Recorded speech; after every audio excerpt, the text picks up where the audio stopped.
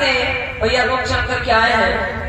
माननीय डॉक्टर दुर्गेश कुमार भैया जी, माननीय निशांत कुमार भैया जी, माननीय पौध प्रताप भैया जी, संदीप कुमार भैया जी, सौरभ कुमार गौतम जी और कमल गौतम जी। ये ग्राम पकड़िया हकीम की कमेटी यहाँ पर उपस्थित है। एक बार जोरदार तालियां भैया लोगों के लिए बजा दीजिएगा। बहुत बहुत धन्यवाद। और भैया लोगों की तरफ से ये 600 राष्ट्रीय मुद्राओं का सम्मान हमारी टीम को भेंट हुआ है। बहुत बहुत धन्यवाद, बहुत बहुत साधुवाद।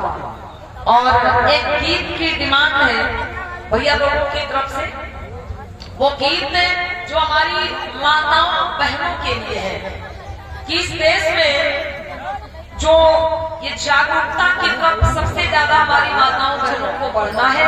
क्योंकि जब हमारी माताएं बहनें अंधविश्वास माखंड से बाहर निकलेंगी, हमारी माताएं बहनें जब शिक्षा ज्ञान की ज्योति अपने जीवन में जलाएंगी, तभी हर घर में भगवान बुद्ध और बाबा साहब की विचारधारा पहुंचेगी। तो आगे वो गीत हम सुना देते हैं, फिर आगे की कथा की ओर बढ़ेंगे। आप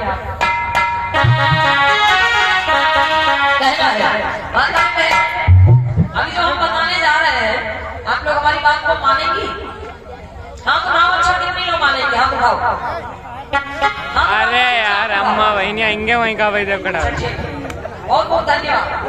घर के काम का मांग ले तो दे दोगी? उन्हें खुद नहीं पता भाई कौन है। चलिए ठीक है, हम आपको क्या बताने जा रहे हैं ये सुनिएगा। कहना है शिक्षा की ज्योति जलाओ रे भारत की नानियों, शिक्षा की ज्योति जलाओ रे भारत की नानियों।